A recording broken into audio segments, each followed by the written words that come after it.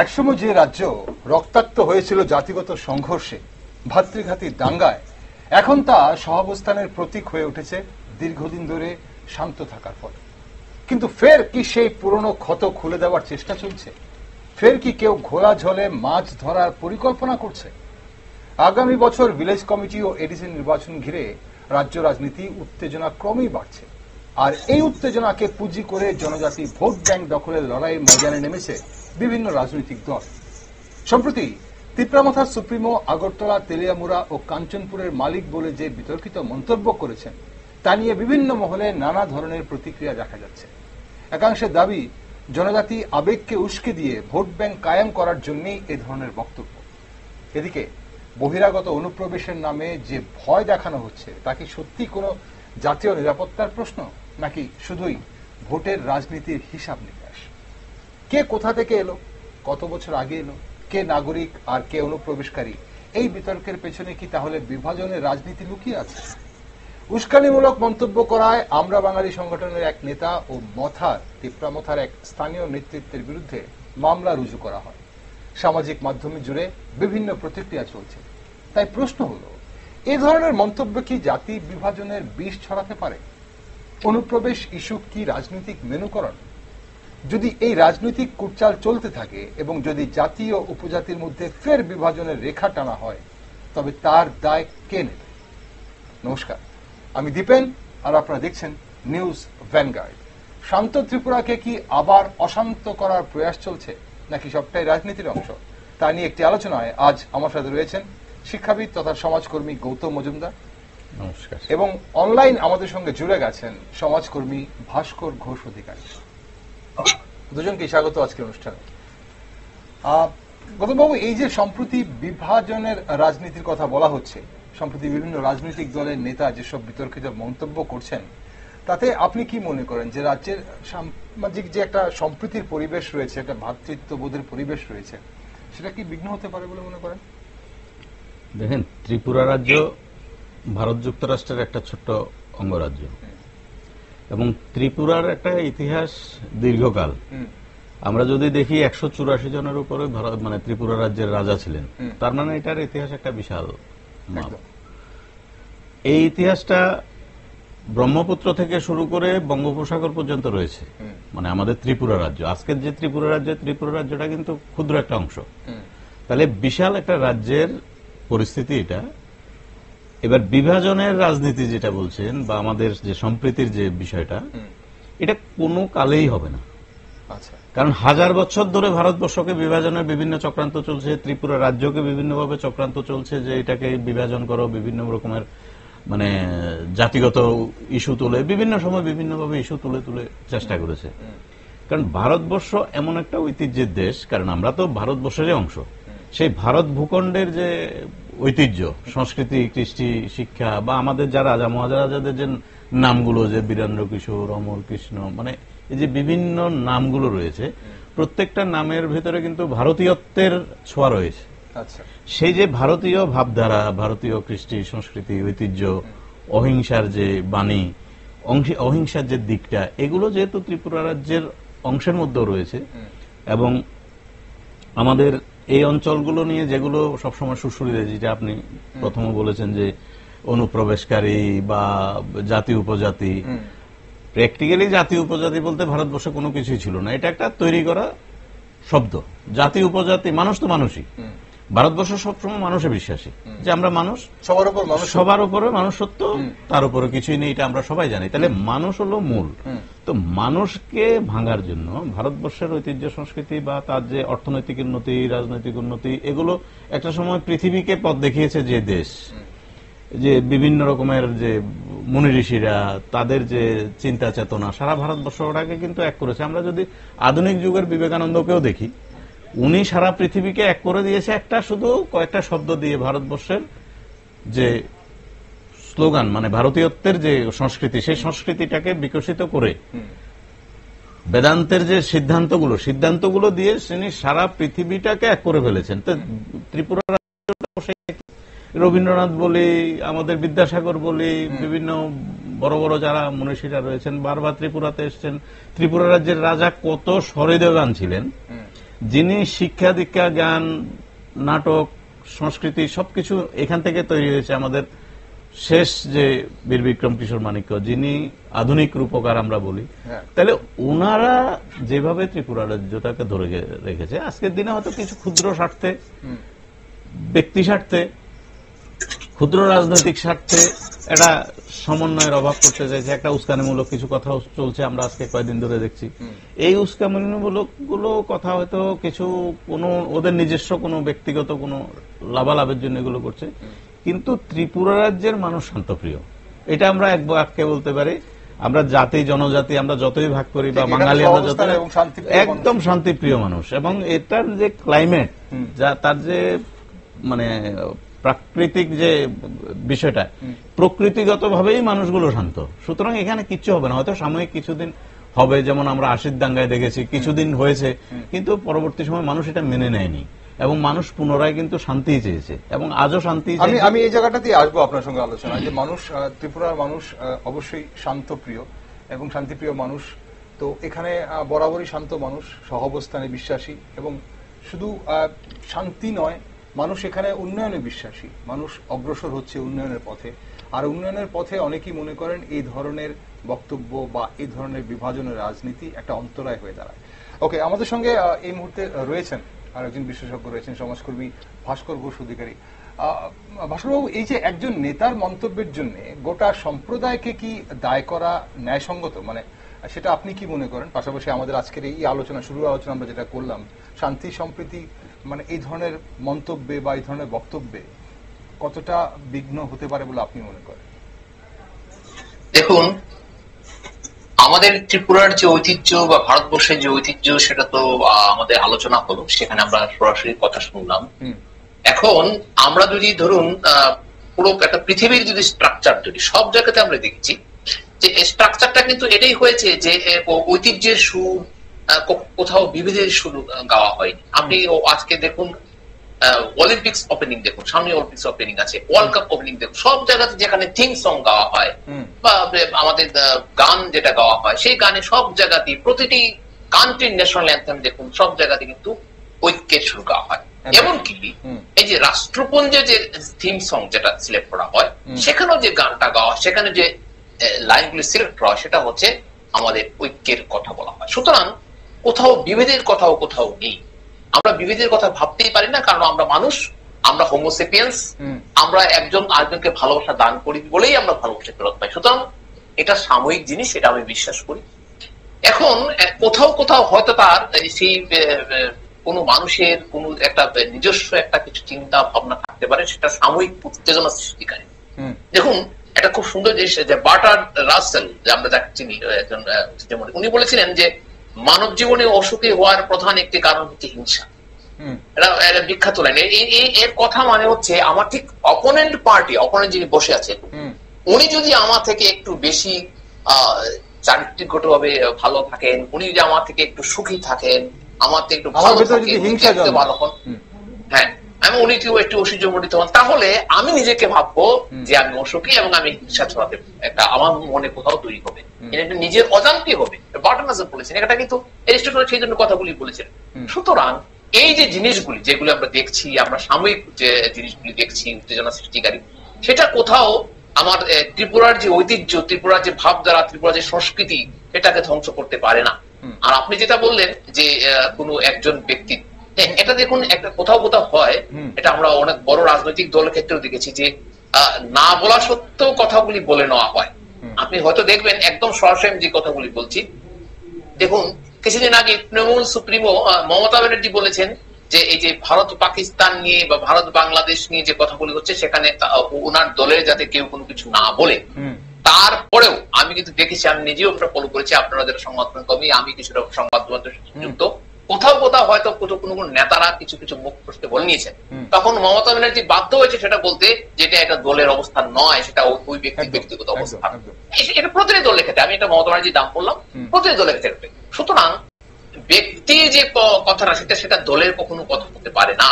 আর আমি বিশ্বাস করি সুপ্রিমো যিনি ত্রিপুরা সুপ্রিমো যিনি প্রদ্যোৎ কিশোর মানিক্য, উনি যে ধরনের ধারা বা যে ধরনের সংস্কৃতি কথা বলেন বা ভারত বাংলা বা ধরুন সবাইকে মিলেমিশে থাকার কথা বলেন, এগিয়ে যাওয়ার কথা বলেন, সেটা কোথাও অনৈক্যের সুর নেই। হ্যাঁ, সাময়িক হয়তো উত্তেজনা ছড়ায়, সেটা আমি ঠিক এখানে আসলে বাসুবাবু দলটা এখানে নয়, কারণ এখানে সাম্প্রদায়িক ভাবে মানে গোটা সম্প্রদায়কে কিন্তু দায়ী করা হচ্ছে, এবং আমরা অনেক সময় দেখতে পাচ্ছি বিশেষ করে সামাজিক মাধ্যমে যেভাবে প্রতিক্রিয়া দেওয়া হচ্ছে, অনেকেই কিন্তু কোনো একজনের মন্তব্যকে ঘিরে সম্প্রদায়কে দায়ী করে ফেলছেন। এটাও বোধহয় ঠিক নয়। কোনো একটা সম্প্রদায়কে দায়ী করা কোনো একজন ব্যক্তিগত মতামতের জন্য বা কোনো রাজনৈতিক দলের নেতৃত্বের মতামতের জন্য তার দলকে দায়ী করা যেতে পারে, কিন্তু সম্প্রদায়কে দায়ী করাটা কতটা ন্যায়সঙ্গত?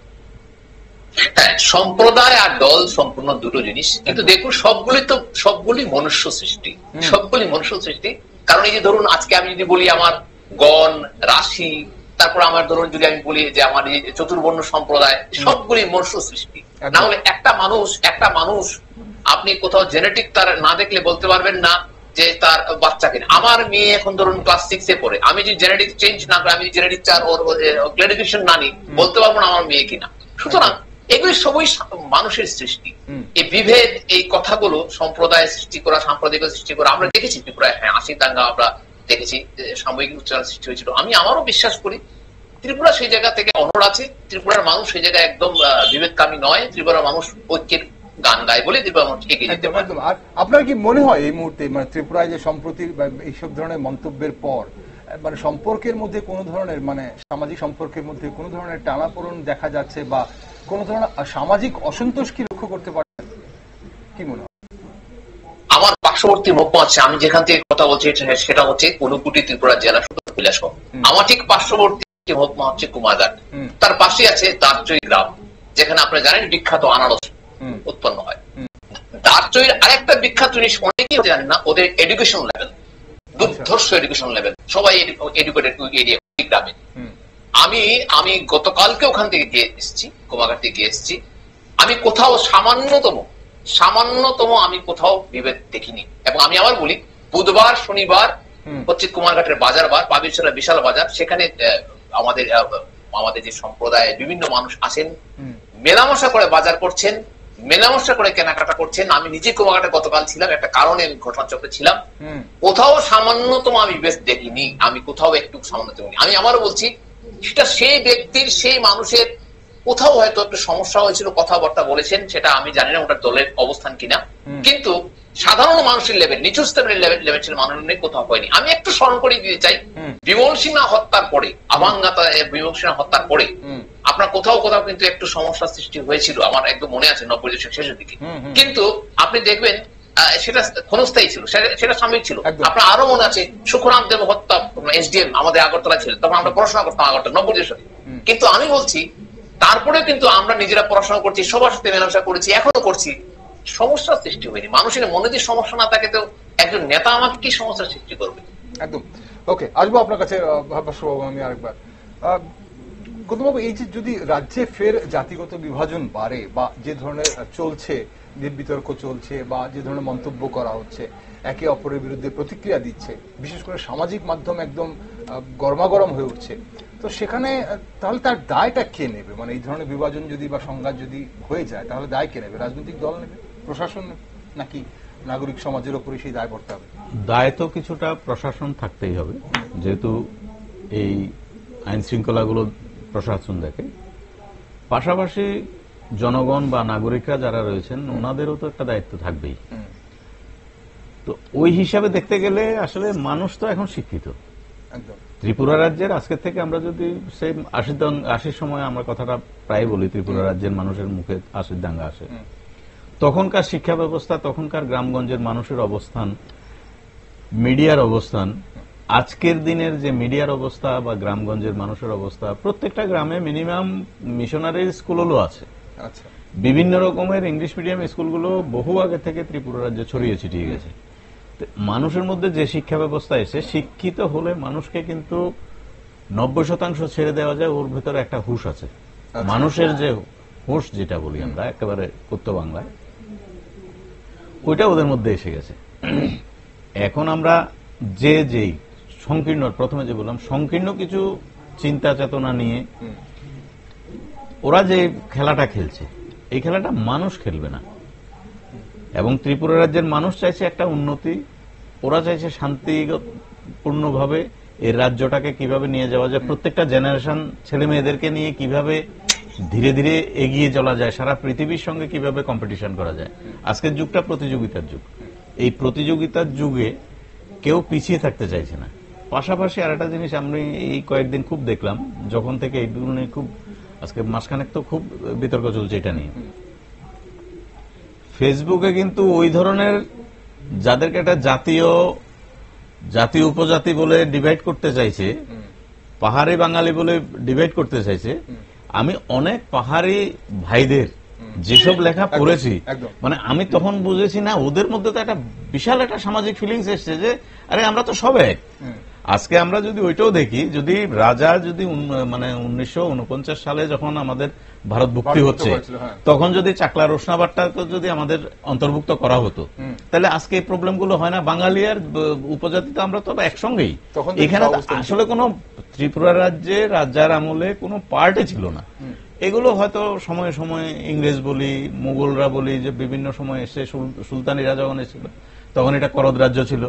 এবার এই আমাদের যখন ইংরেজরা এসে তখন এটা একটা রাজ্যের মর্যাদা দিয়ে এটাকে মানে আমাদের অধীনস্থ রাজ্য হিসাবে রাখা হয়েছিল। তাহলে এগুলো তো যখন যারা বিদেশিরা আমাদেরকে শাসন করেছে রাজার সঙ্গে মিলিত হয়ে করেছে, কিন্তু রাজার যে ক্ষমতাটা ছিল এটা সবসময় ছিল। আমাদের এখানে বাঙালি জাতি উপজাতি যেটা নিয়ে কেউ কেউ কিছু কিছু রাজনৈতিক স্বার্থে বিদেশিদের চক্রান্ত, আমি বলবো কিছু চক্রান্ত রয়েছে, যেহেতু একটা দেশ উন্নত হচ্ছে।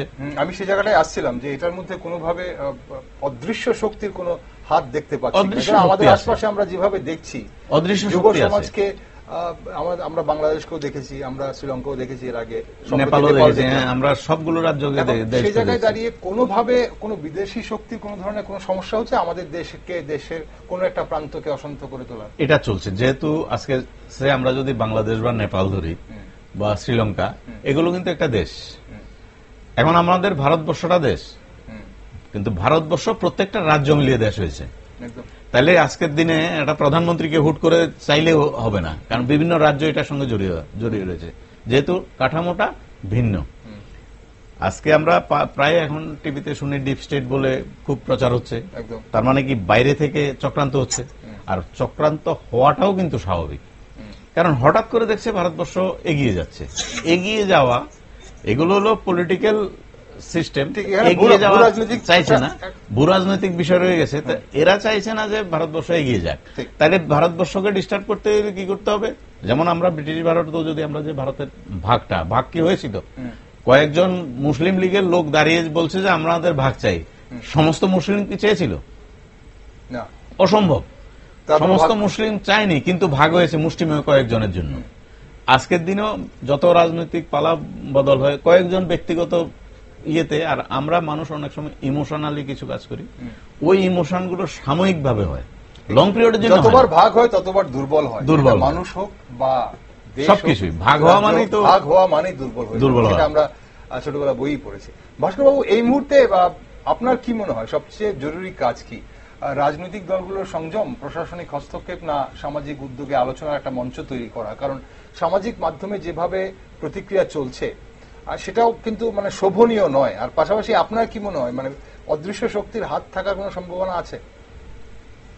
হ্যাঁ দীপবাবু, আপনি যে কথাটা বলছিলেন, এই যে অদৃশ্য শক্তি একটা বলছিলেন, একটা ছোট্ট একটা তথ্য দিই। আমি তথ্যটা রিসেন্টলি পেলাম যে এই যে শ্রীলঙ্কা, বাংলাদেশ, নেপাল, আমি 3টা কান্ট্রির কথা বলছি, এই 3টা কান্ট্রিতে যতগুলো ঘটনা ঘটেছে প্রতিটা ক্ষেত্রে অদৃশ্য শক্তি ছিল। এবং আপনি আরো অবাক হবেন জানলে সেই অদৃশ্য শক্তিগুলো স্নাইপার সেল ইউজ করেছিল।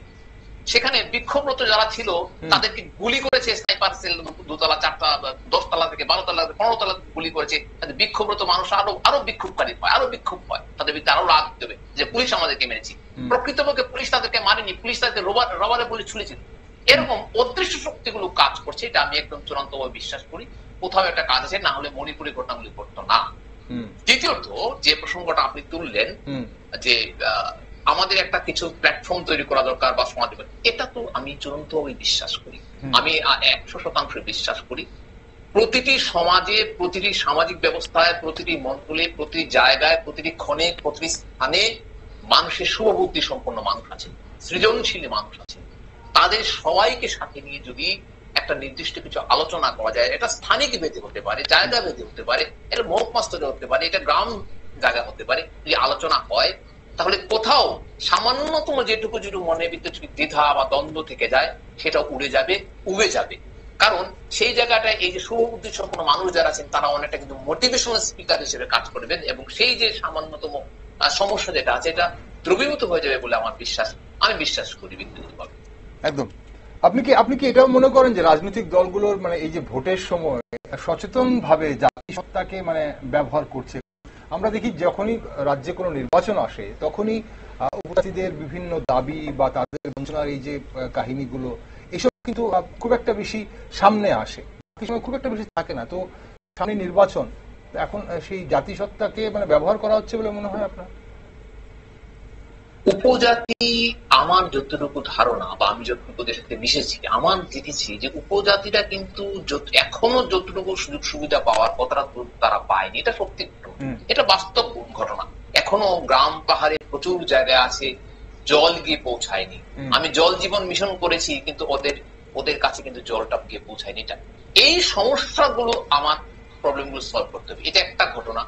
2 নম্বর ঘটনা আপনি বলছেন যে জাতিসত্তা কোথাও সুযোগ দেওয়া হয় কিনা, সেটা দেখুন প্রতিটা পলিটিক্যাল পার্টি তার নিজস্ব কিছু এজেন্ডা থাকে যেটা প্রকাশিত, আর একটা থাকে তার ভেতরে আমরা বলি সুপ্ত বা যেটা ভেতরে প্রকাশিত নয়, যেটা আমরা প্রকাশ করে যেটা, সেখানে কোথাও হয়তো রাজনৈতিক দলগুলো তার এই একটা জিনিস ব্যবহার করতে পারে। না হলে প্রতিটি ভোটের আগে আমরা দেখেছি এই উপজাতি সম্প্রদায়ের মানুষকে নিয়ে কথা বলা, তারা কাজ করছে, তারা কাজ পাচ্ছে না ইত্যাদি কাজ করছে, কারণ সামনে কিন্তু পাহাড়ে ভোট আছে।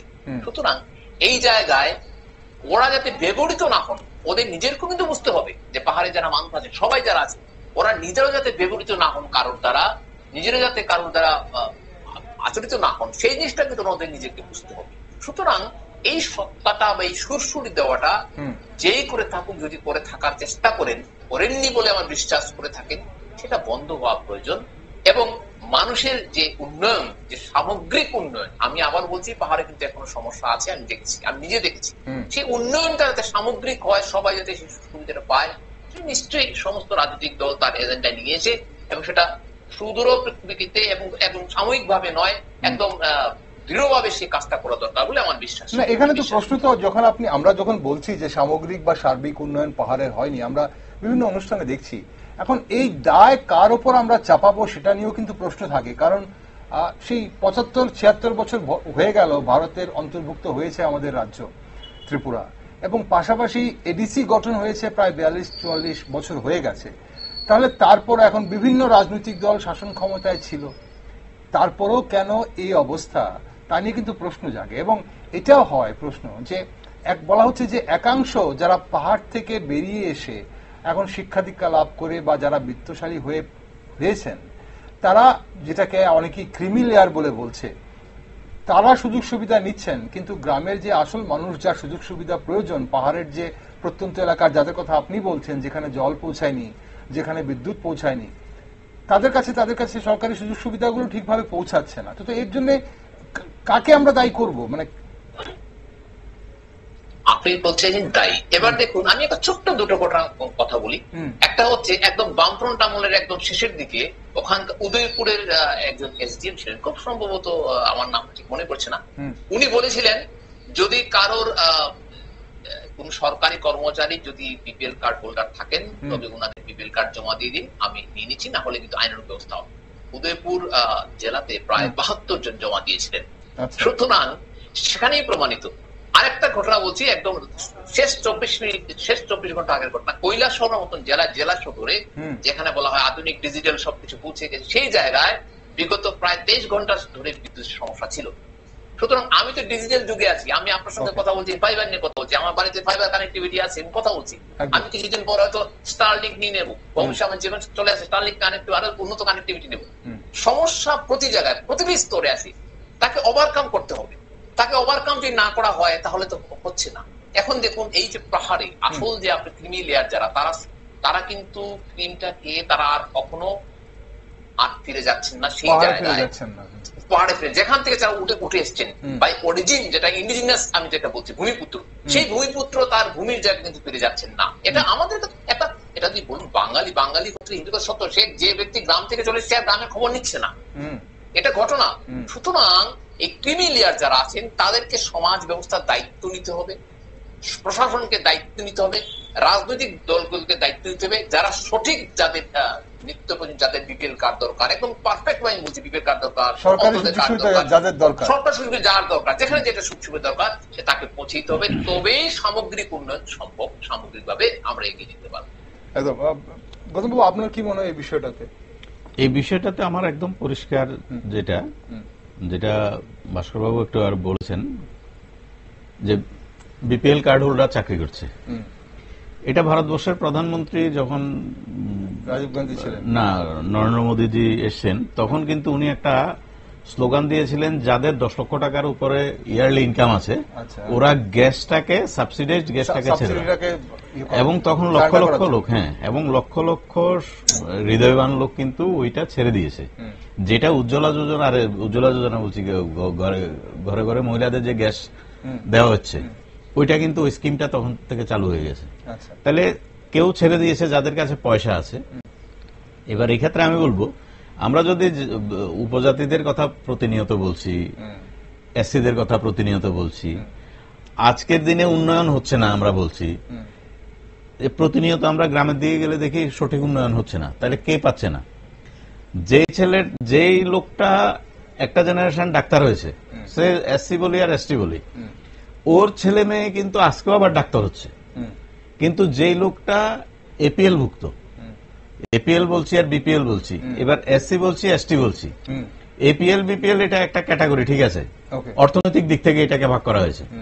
এসসি এসটি যারা একবার বেনিফিট পেয়েছে, একটা জেনারেশন অলরেডি উঠে গেছে মিডল স্টেজে, তাহলে ওই জেনারেশনকে আর দেওয়ার কোনো প্রয়োজন নেই। এবং যারা আজকে এসসি এসটি হিসাবে স্কোপ পাচ্ছে, ওনাদের থেকে বলা উচিত যে আমরা এই স্কোপটা আর নেব না। যেমন একটু আগে বললেন যে এই বিপিএল কার্ডটাও বলার পরে ছেড়েছে, তাহলে বিপিএল কার্ডটার মতো প্রত্যেকটা ব্যক্তি যদি বলে আমি তো এখন অর্থনৈতিকভাবে সাফিসিয়েন্ট, আমি অনেক উপরে উঠে গেছি, তাহলে যারা পায়নি ওদেরকে দেওয়ার কেন মানসিকতা এদের মধ্যে আসছে না? শুধু ভারতবর্ষের সংবিধানে স্কোপ আছে, আর তখনকার সময় দিয়েছে, তাহলে সময়ের পরিবর্তনে সবকিছু পরিবর্তন হয়। এদের কেন মানসিকতা পরিবর্তন? এরা শিক্ষিত, এরা সমাজের উন্নতি চায়, এরা বিভিন্ন এনজিওর সঙ্গে জড়িত, বিভিন্ন সরকারি ব্যবস্থাপনার সঙ্গে জড়িত, রাজনৈতিক প্রেক্ষাপটে জড়িত, রাজনীতিটা করছেই মানুষকে উঠানোর জন্য। তাহলে ওরাই তো শুধু উঠে যাচ্ছে, তাহলে ওই জায়গাগুলো ওনাদের সেই শিক্ষাটাকে ব্যবহার করতে হবে, তার অন্তরের শিক্ষাটাকে আনতে হবে যে হ্যাঁ আমি অনেক পেয়েছি, এখন যারা পায়নি ওদেরকে দিতে হবে। তাহলে কিন্তু ভারতবর্ষে কালকের থেকে, ত্রিপুরা রাজ্যে কালকের থেকে আর অভাব থাকবে না। প্রত্যেকটা লোক যদি নিচে যারা রয়েছে ওদেরকে তুলে নিয়ে আসে, তাইলে আমার মনে হয় না ত্রিপুরা রাজ্যে অভাবের কোন রাস্তা আছে। আজকে যারা চিৎকার দিচ্ছে এরা ট্যাক্স পর্যন্ত দেয় না। সমস্ত মিডল ম্যান, একটা শ্রেণীর মধ্যবিত্ত শ্রেণী কিন্তু সমস্ত রকমের ট্যাক্স গুলো দিচ্ছে, মানে ইনকাম ট্যাক্সটা। আর জেনারেলি অপ্রত্যক্ষ যে করগুলো ওগুলো তো সবাই দিচ্ছে, জিএসটি সবাই দিচ্ছে, সেটা আলাদা, কিন্তু ইনকাম ট্যাক্সটা সাধারণ একটা শ্রেণীর লোক দিচ্ছে, ম্যাক্সিমাম লোক দেয় না। তাহলে এই জায়গাগুলো, তাহলে আমাদের যদি দেশের জন্য আমাদের যদি এতই যদি টান থাকে, আমরা যদি গরিবের জন্য এতই হৃদয়বান হয়ে থাকি, তাহলে কেন আমরা সুযোগ সুবিধা পাওয়ার পর, এখন প্রশ্ন আমরা উঠে যাওয়ার পরে করছি না? অনেকে এই প্রশ্নটাও করেন, যারা শহরে থেকে যারা রাজনীতি করছেন, বা বিশেষ করে বিভিন্ন আঞ্চলিক দলগুলোর, শুধু আমাদের রাজ্যেই নয়, এই কাহিনী এটা অল ওভার ইন্ডিয়া, সারা ভারতবর্ষে একই রকম, যারা শহরে তারা রাজনীতি করছেন, তাদের মধ্যে কবে শেষবার কেউ সেই গ্রামের বা পাহাড়ের হাসপাতালে গিয়ে কটা বেড আছে বা রোগীর কি অবস্থা দেখেছেন, সেটা নিয়ে অনেকেই সংশয় প্রকাশ করেন। সেই পাহাড়ের প্রত্যন্ত এলাকার একটি স্কুলে গিয়ে সেখানে শিক্ষকরা আদৌ স্কুলে যাচ্ছেন কিনা, বা শিক্ষক আছে কিনা, ছাত্রছাত্রীরা স্কুলে যায় কিনা, পড়াশোনা করছে কিনা, সেটা আদৌ দেখেছেন, সেটা নিয়ে অনেকে কিন্তু সংশয় বোধ করেন, অনেকে কিন্তু সেটা নিয়ে একটা সন্দেহ প্রকাশ করেন যে ওনারা আদৌ সেটা যায় কিনা। এখন শহরে বসে রাজনীতি করতে করতে এই যে ব্যাপারগুলো হচ্ছে, এখানে ঘুরে ফিরে একটা কথাই আসে যে এই রাজনীতির ফলে কোনোভাবে আমাদের রাজ্যের শান্তি সম্প্রীতি নষ্ট হবে না তো? এখন ভাস্করবাবু, এই যে রাজ্যের দুই শরিকের যে জনজাতি ভোট ব্যাংক নিজ দখলে নিতে যে একটা প্রতিযোগিতা চলছে, আপনি কি মনে করেন যে কোনোভাবে এই প্রতিযোগিতার বলি হচ্ছে সামাজিক সম্প্রীতি? দেখুন, ভোট সম্পূর্ণ একটা সেপারেট সিস্টেম, একটা আমি বিশ্বাস করি সেপারেট একটা সিস্টেম, একটা সেপারেট একটা মেকানিজম। ভোটের সময় যে রাজনীতিটা করা হয় সেখানে সাধারণ পুরো বছরের যে রাজনীতি বা 5 বছরের যে রাজনীতি সেটা মেনে না। আমি মনে করি ভোটের রাজনীতিটা শেষ 1 বছরের রাজনীতি। 4 বছর হয় জেনারেল সাধারণ, আর শেষ 1 বছরটা হয় ভোটের রাজনীতির জন্য তৈরি প্রস্তুতি নেন বিভিন্ন রাজনৈতিক শিবিররা। ভোট পাহাড়ে ভোট এসে গেছে, এটা একদম কনফার্ম যে পাহাড়ে ভোট এসে গেছে। আপনি যেটা বললেন যে পাহাড়ে সাধারণ মানুষের যে সমস্যা, এই সমস্যাগুলিকে কিন্তু পয়েন্ট আউট করে তাকে যে সলভ করলে পরে এগিয়ে যাওয়ার যে মানসিকতা, সেটা কিন্তু প্রতিটি রাজনৈতিক দলের ভিতরে থাকাটা দরকার এবং থাকা উচিত বলে আমি বিশ্বাস করি। এখন কথা হচ্ছে, আমার যে রাজনৈতিক দলগুলো ত্রিপুরায় আছে, আমার যে রাজনৈতিক দলগুলো ত্রিপুরায় কাজ করছে, তার ভিতরে আসল আমি তো সামনের দিকটা দেখতে পাচ্ছি, ভিতরে যে সদিচ্ছা, তার যে কাজ করার ইচ্ছা, সেটা বাস্তবায়িত কতটুকু করছে সেটা কিন্তু ঘটনা। কারণ এখানে এই যে মেকানিজমটা যদি পুরো মাত্রা কাজ করে, তাহলে তো সাম্প্রদায়িক সৃষ্টি বা সাম্প্রদায়িক বিভেদতা বা এই যে আমাদের পাহাড় বাঙালি এই যে কথাবার্তা তো চলে আসার কথা নয়।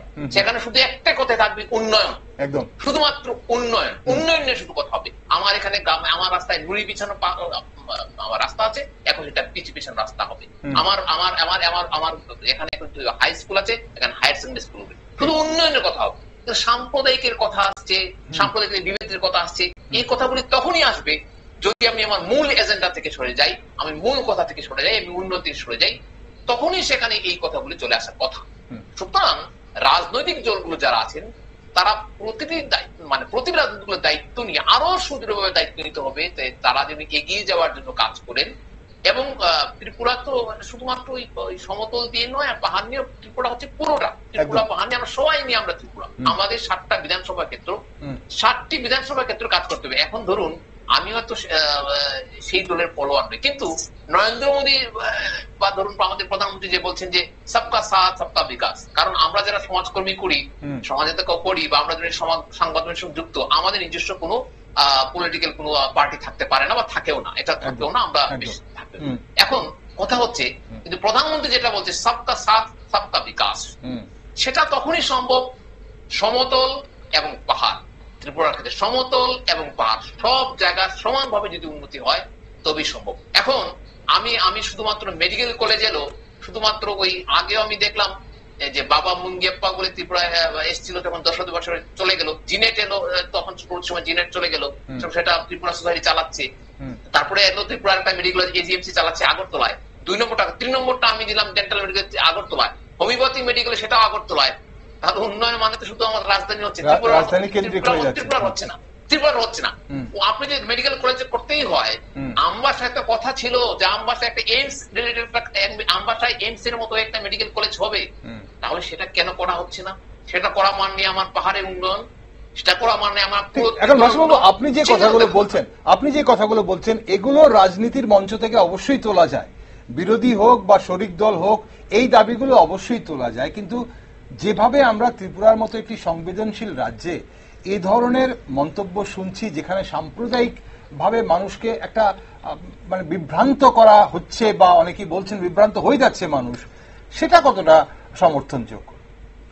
না, সেটা একদমই সমর্থনযোগ্য না। পরিষ্কার বাংলায় সেটা সমর্থনযোগ্য না। কেউ যদি সেটা কোথাও বলে থাকেন, এটা যারা সৃজনশীল মানুষ যারা আছেন, যারা একটু কথাবার্তা বলেন, যারা ধরুন মানুষকে উন্নয়ন চিন্তা করেন, মানুষকে ভালোবাসেন, মানুষকে নিয়ে এগিয়ে যাওয়ার কথা বলেন, বা বহির্বিশ্বের খবর রাখেন, দেশকে নিয়ে এগিয়ে নেওয়া যায় কথা বলেন, যেখানে আমরা বিশ্বাস করি যে ভারতবর্ষের অর্থনীতি এগিয়ে যাচ্ছে, জিডিপি এগিয়ে যাচ্ছে, ভারতের সেন্সেক্স নিফটির কথা বলি, সেখানে এই ধরনের কথা, এই ধরনের বিশ্বাস সাধারণ মানুষ বিশ্বাস করতে পারে না বলে আমি বিশ্বাস করি। একদম গৌতম বাবু, এই যে ত্রিপুরার মতো একটি রাজ্যে, একদম সংবেদনশীল রাজ্যে, এখানে অনুপ্রবেশ ইস্যুতে জনসমক্ষে তোলা, মানে এটাকে কতটা উচিত জনসমক্ষে এইভাবে বিভিন্ন ধরনের বক্তব্য তোলা, নাকি সেটাকে কেন্দ্রীয় বা প্রশাসনিক স্তরে সমাধানের একটা যে বিষয়, এটা তো সেটা না করে জনসমক্ষে এইভাবে যদি মন্তব্য, এবং এই যে মন্তব্যগুলো এসছে বিভিন্ন এলাকার মালিক বলে এক একজন দাবি করছে, সেই যে কোনো রাজনৈতিক দলেরই হোক না কেন, সেগুলোর কিন্তু উৎস কিন্তু এখান থেকেই, অনুপ্রবেশ থেকে। কিন্তু এটাকে জনসমক্ষে তোলা কতটা উচিত? প্রথম কথা হলো, যখন কেউ দুর্বল হয়ে যায় যখন দেখে কেউ যে আমার পায়ের তলায় মাটি নেই, তখন সে কিছু অনুপ্রবেশ বিভিন্ন রকমের ইস্যু এনে, যেহেতু পাহাড়ে ভোটের একটা রাজনৈতিক দলগুলো এখন একটু চাঙ্গা হবে, আমরা যেহেতু রাজনৈতিক দলের সঙ্গে নেই, কিন্তু দেশের রাজনীতির সঙ্গে তো আমরা রয়েছি, যেহেতু আমরা জনগণ, আমরা ভোট দিই, আমরা এগুলো নিয়ে ভাবি, চিন্তা করি। অনুপ্রবেশ ইস্যুটা যেমন কেউ বলছে 1971 সাল থেকে, কেউ বলছে বিভিন্ন সময় বিভিন্ন জন বিভিন্ন রাজনৈতিক ব্যক্তিত্ব, বিরোধী দলনেতা জিতেন্দ্র চৌধুরী বলেছেন তাহলে উনি তখন কোথায় ছিলেন? উনি তো 25 বছর পর্যন্ত 35 বছর পর্যন্ত ত্রিপুরা রাজ্যে রাজ করেছেন, তো ওনারা তখন কেন কিছু বলেননি? উনি তো এমপিও ছিলেন, রাজ্যসভাতে তো কখনো, লোকসভাতে তো কখনো ওনাকে কথা বলতে শুনিনি। তাহলে আজকে উনি কথাগুলো বলছেন, তার মানে কি শুধু রাজনৈতিক ফায়দা তোলার জন্য? আর অনুপ্রবেশ যে ইস্যুটা, ভারতবর্ষের আশেপাশে যে মানে দেশগুলো রয়েছে, বিশেষ করে আমাদের ত্রিপুরা রাজ্যের সঙ্গে 3 ভাগে রয়েছে বাংলাদেশের সঙ্গে, তাহলে এখানকার বাংলাদেশ কেন হচ্ছে? আজকে বাংলাদেশ থেকে কেন লোক আসছে? বারবার বিভিন্ন সময় আমরা দেখেছি মানে ওইখানকার হিন্দু মুসলমানের দাঙ্গা, ওই হিন্দু মুসলমানের অত্যাচারে, মুসলমানরা অত্যাচারে হিন্দুরা এসে গেছে ত্রিপুরাতে, তখন ওদের একটা অনুপ্রবেশ ঘটেছে, তাহলে রাজ্য সরকার সুযোগ দিয়েছে ওদেরকে আসার জন্য। তাহলে ওই আশাটাকে আজকের দিনে বলছে কি ওই সময় থেকে ভিত্তিবচ্ছর ধরো, তাহলে এই যে কথাগুলো আসে, তাহলে আগের থেকে তো এগুলো ঠিক করতে পারতে। আজকে যখন এটাকে একটা আইনের মাধ্যমে, এটা শৃঙ্খলার মাধ্যমে, নিয়মের মাধ্যমে কে অনুপ্রবেশ করেছে, কারা বৈধ কারা অবৈধ, এগুলো যখন একটা জায়গায় আনার যে চেষ্টা করছে, সেটা ভারত সরকার করবে, যেহেতু এটা ভারতবর্ষের ব্যাপারটা তো রাজ্য সরকার না, এটা ব্যাপারটা কেন্দ্রীয় সরকার। তাহলে কেন্দ্রীয় সরকার যে ব্যবস্থাটা নিচ্ছে, প্রয়োজনে তোমরা লোকসভাতে ফাইট করো বিরোধী দল হিসাবে, ফাইট করে সেটাকে আটকাও, ওখানে পাস হয়ে যাচ্ছে বিলগুলো, কিন্তু তুমি রাজ্যে রাজ্যে এসে তুমি রাজনীতি করছো, তুমি বলছো কেউ অবৈধ, তাহলে কে অবৈধ কে বৈধ? কেন্দ্রীয় সরকার তো চাইছে এটাকে সঠিকভাবে নিরূপণ করার জন্য, তাহলে ওইটাকে সহযোগিতা করা দরকার। ওইটাকে না করে এখানে সুরসুরি দিয়ে সুরসুরি রাজনীতি। এবার কিছু মানুষ অশিক্ষিত রয়েছে, কিছু মানুষ ইমোশনে চলে, কিছু মানুষ ব্যক্তির পেছনে চলে, এগুলো চলতে গিয়ে কেউ কখনো বলে ফেলছে আমি মালিক, কেউ বলছে আমি প্রজা। এই যে বিষয়টা একটা দ্বন্দ্বের সৃষ্টি হচ্ছে, এগুলোর থেকে দূরে এসে আমার মনে হয় রাজনৈতিক ব্যক্তিত্বগুলো একটু দায়িত্বশীল হওয়া উচিত। যেহেতু এটা একটা ফেডারেল কান্ট্রি, এটা একটা গণতান্ত্রিক রাষ্ট্র, রাজনীতি করুন, রাজনৈতিক দলগুলো তৈরি হয়েছে রাজনীতি করার জন্য, কিন্তু রাজনীতিটা হবে সবার জন্য। এই যে সবকা সাথ সবকা বিকাশ, সেটাকে কেন্দ্র করে আমরা সবাই এগিয়ে যাই না, তাইলে তো হয়তো ত্রিপুরা রাজ্যের এই পরিস্থিতিটা হবে না। কোথায় উন্নয়ন করবে, কোথায় অর্থনৈতিকভাবে উন্নয়ন করবে, কোথায় শিল্প কলকারখানা আনবে, আজকে বিভিন্ন রাজ্যে দেখা যায়। সমস্যাটা তো সেখানেই হচ্ছে যে এই যে ইস্যুগুলোর মধ্যে ত্রিপুরার যে শিক্ষা, স্বাস্থ্য বা কর্মসংস্থান ইত্যাদি এই যে বড় বড় সমস্যাগুলো আছে, কেন এগুলো সবসময় সব আমলই ছিল, এখনো আছে, তখন এইগুলো জাতিগত, এই যে ইস্যুগুলো জাতিগত ইস্যুর চাপে কিন্তু হারিয়ে যাচ্ছে। প্র্যাকটিক্যালি তো হওয়া উচিত ত্রিপুরা রাজ্যে কিছু ছোটখাটো ঘরে ঘরে ইন্ডাস্ট্রি হোক, ছোট ছোট ইন্ডাস্ট্রি হোক, প্রত্যেকে স্বনির্ভর হবে, ওইটার দিকে কেউ কিন্তু ঝোঁকে না। যে পিছিয়ে পড়া উপজাতিদের তুলতে গেলে কি করতে হবে, যেমন এই যে একটু আগে বললো আনারসের একটা চাষ আছে, বিভিন্ন রকমের কৃষিজ উৎপাদন ওদেরকে দিয়ে করতে পারবে, যার যতটুকু অর্থ আছে, বা বিভিন্ন যে স্টার্ট আপ বা স্কিল ইন্ডিয়ার আন্ডারে বিভিন্ন রকমের যে স্কিমগুলো রয়েছে সেন্ট্রাল গভর্নমেন্টের, ওইগুলো বিরোধী দলগুলো ছিনিয়ে আনো, ওইগুলো কিভাবে ইমপ্লিমেন্ট করা যায়, প্রত্যেকটা জন কিভাবে অর্থনৈতিকভাবে স্বাবলম্বন হয়, তাইলে তো আমাদের এই সমস্যাগুলো হয় না। এই ক্ষুদ্র চিন্তাগুলো কেউ করবে না, সবাই যখন ব্যস্ত হয়ে যাবে। আসলে রাজনৈতিক কিছু ব্যক্তিত্ব চায় মানুষকে বিভ্রান্ত করে অন্যদিকে ডাইভার্ট করা, যেমন নেশা। আমরা যতই বলি নেশা, ত্রিপুরা রাজ্যে ঘরে ঘরে নেশার একটা ইয়ে চলছে, তাহলে নেশাগুলো যতক্ষণ না একটা যুব সম্প্রদায়, আজকে আমরা যদি যেসব আমাদের পড়োশী দেশগুলো যেগুলো আমরা দেখছি, এগুলো কিন্তু নেশা সামগ্রীর মাধ্যমে এদেরকে ডাইভার্ট করছে, অর্ধশিক্ষিত করে ওদেরকে ডাইভার্ট করছে, ওদেরকে বিভিন্ন রকমের লালিপপ দেখিয়ে দেখিয়ে এগুলো করছে। তাই এগুলো কি, ওইগুলো এক ধরনের প্রসেস যেগুলোতে আমাদেরকে পিছিয়ে রাখা যায়। কিন্তু প্রত্যেককে যদি সঠিকভাবে অর্থনৈতিকভাবে ডেভেলপ করার চিন্তা চেতনায় যদি বিরোধী দল, সরকার দল সবাই মিলে চায়, প্রশাসন যদি চায়, আমার মনে হয় না এই সমস্যাগুলো থাকে ভারতবর্ষ অন্তত, বা ত্রিপুরা রাজ্যে তো থাকার কথাই নেই। ছোট্ট একটা জায়গা, লোক সংখ্যা কম, প্রচুর পরিমাণে প্রাকৃতিক সম্পদে ভরপুর, সেখানে এগুলো আসার কথাই না। ওকে, অনুষ্ঠানের সময় ফুরিয়ে যাচ্ছে আমার। বাসুবাবু, একটা শেষ প্রশ্ন, যদি এই ধরনের বিদ্বেষমূলক রাজনীতি বন্ধ না হয়, তাহলে ভবিষ্যতের প্রজন্মের মধ্যে সম্প্রীতি বজায় রাখা কতটা চ্যালেঞ্জ হবে বলে মনে করেন? দেখুন, দাদা যেটা বললেন কিছুক্ষণ আগে, ভবিষ্যৎ প্রজন্মের কাছে আমার শুধু একটাই প্রশ্ন, আমি প্রথমেই প্রশ্নটা যে করব, তোমরা কবে নেশা থেকে বেরিয়ে আসবে? কারণ আমি আমার একটা দৃঢ় বিশ্বাস চলে এসেছে যে ভবিষ্যৎ প্রজন্ম যারা আমরা বলতে চাইছি তারা এই জিনিসগুলো নিয়ে কতটুকু ওয়াকিবহাল। আমরা হয়তো এই মুহূর্তে টিভি চ্যানেলে বসে আমরা হয়তো পড়াশোনা করছি, বিভিন্ন ম্যাগাজিন করছি, কিন্তু ভবিষ্যৎ প্রজন্ম সেটা নিয়ে কতটুকু চিন্তা করছে আমি এটা বিশেষ করে, কারণ একটা ছোট্ট একটা উদাহরণ দিলে বুঝবেন, এইডস মারাত্মক ভাবে বেড়ে গেছে কিন্তু ত্রিপুরায়। তার অন্যতম কারণ হচ্ছে এই সিরিজ বাহিত নেশার। সুতরাং ভবিষ্যৎ প্রজন্মের একটা বিশাল অংশ এদিকে চলে গেছে, একটা নেশার দিকে চলে। দ্বিতীয় যে প্রজন্মটা আছে তারা চলে গেছে পুরোপুরি মোবাইল বা ডিজিটালের দিকে।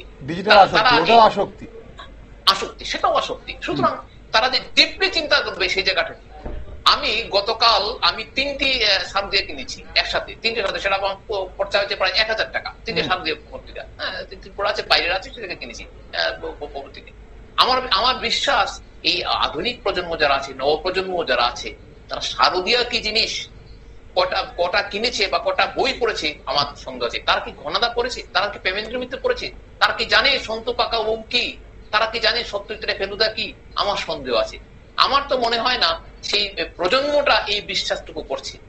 একটা জায়গায় আমি বিশ্বাস করি যে এই প্রজন্মের মধ্যে একটা উইল ফোর্স আছে, সেই ফোর্সটাকে একদম কারেক্ট ভাবে কারেক্ট ডিরেকশন দিয়ে কাজে লাগানো যায়, সেটা সবার দরকার।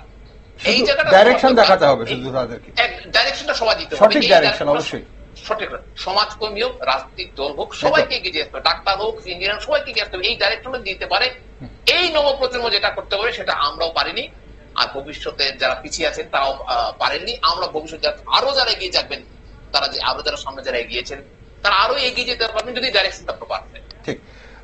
একদম শেষ বেলায় গৌতমবাবু, আপনার কি মনে হয় নতুন প্রজন্মকে এই মুহূর্তে ডাইরেকশনের কথাটা বলছেন, এটা দেওয়া সম্ভব? আমরা দিতে পারবো? আমার কাছে মনে হয় নতুন প্রজন্মের যে পজিশনটা আজকে এসছে, আমার মাঝে মাঝে মনে হয় সামাজিক ব্যবস্থাটা নষ্ট হয়ে গেছে, নড়বড় হয়ে গেছে। যেমন আমরা আজকে থেকে যদি 30-40 বছর 50 বছর আগে কথা যদি আমরা ভাবি, আমি যখন ঘর থেকে বেরিয়েছি আমার পাড়ার আশেপাশে লোক কে দেখছে, কে কার বড় সামনে, এবং ওরাই আমাদের সিসিটিভি ছিল, এবং ওরাও ওই ধরনের ক্ষমতা ছিল। আমার মা বাবা যেভাবে একটা গাইড করতো আমাকে, কিন্তু ওদের মতো লোকেরও শাসন করার মতো একটা ক্ষমতা ছিল। আজকে আমার বাড়ির সামনে যদি কেউ নেশা করে যায় বা কিছু, আমি চিনি লোকটাকে, ওর বাবাকে চিনি, ওর খানদান পুরাটাকে চিনি, কিন্তু ওকে আমার ডাকার কোনো ক্ষমতা নেই। কেন নেই? কারণ ওর মা বাবাই হয়তো আমার বিরুদ্ধে দাঁড়িয়ে যাবে। তাহলে এই যে সামাজিক ব্যবস্থাটা নষ্ট করে দিয়েছে, এটা হয়তো খুব সূক্ষ্ম জিনিসটা মনে হচ্ছে এটা কিছু না, কিন্তু সমাজের যে একটা বন্ধন ছিল, সামাজিক বন্ধনটা কিন্তু আমরাই অতি আধুনিক হতে গিয়ে, আধুনিকতা ভালো, অতি আধুনিক কখনোই ভালো না। যেমন আমরা চাণক্যের কথাতে যদি বলি, অতি যে কোনো কিছুই বিষ। আজকে সমাজ ব্যবস্থাটা নষ্ট হয়ে গেছে অতি আধুনিকতার জন্য। ওই আধুনিকতা, অতি আধুনিকতাটা ছেড়ে আমাদের ভারতীয় যে কৃষ্টি সংস্কৃতির যে ঐতিহ্যগুলো রয়েছে সেই জায়গায় আসা দরকার। এবং মোবাইলের কথা যে বলছে, আজকের দিনে আজকে একটা দেখলাম নাকি কোথায়, আইফোন 17 বেরিয়েছে, তার জন্য লাইন করে দাঁড়িয়ে আইফোন কিনছে। তাহলে এটা কি দেখা যাচ্ছে? এডিক্ট কি, পয়সার গরম, আমাকে আইফোন কিনতেই হবে। এই জিনিসগুলো থেকে বেরিয়ে আসতে হবে এবং সঠিক দিশা দেখাতে হবে আমাদের আগামী প্রজন্মকে, যাতে তারা কোনটা মন্দ কোনটা ভালো সেই পার্থক্যটা করতে পারে। তারপর অবশ্যই ডিসিশন তারাই নেবে, সাজেশন আমরা দিতে পারি অবশ্যই। অসংখ্য ধন্যবাদ বাসুবাবু, আপনাকেও ধন্যবাদ। গৌতমবাবু, আপনাকেও ধন্যবাদ সঙ্গে থাকার জন্য। নমস্কার আপনাদের চ্যানেল। দর্শকরা অনেকেই উদ্বেগ প্রকাশ করছেন, দাবি দেওয়ার আন্দোলন, সামাজিক বঞ্চনার আবেগের উপর ভর করে রাজনীতি করার প্রবণতা শেষ পর্যন্ত সমাজে বিভেদ ডেকে আনবে না তো? এ রাজ্যে বহু রক্ত ঝরার পর বহু সহিষ্ণুতা, সমঝোতা ও আলোচনার মাধ্যমে একটা স্থিতিশীলতার জায়গায় পৌঁছেছে। তা কি শুধুই ক্ষমতালোভী রাজনীতির বলি হতে চলেছে আবার? শান্ত ত্রিপুরা যেন ফের অশান্ত না হয় তা নিশ্চিত করাই এখন সর্বশ্রেণীর মানুষের দায়িত্ব। রাজনীতি যদি সমাজকে ভাগ করার পথে হাঁটে, তবে সময় এসেছে সাধারণ মানুষের সেই বিভাজনের বিরুদ্ধে রুখে দাঁড়ানোর। তবে রাজ্য রাজনীতি কোন পথে হাঁটছে বা হাঁটবে তা সময় বলবে, সেদিকে নজর রাখছি আমরা। আর আপনারা সব খবরের জন্য চোখ রাখুন শুধুমাত্র নিউজ ভ্যানগার্ডে।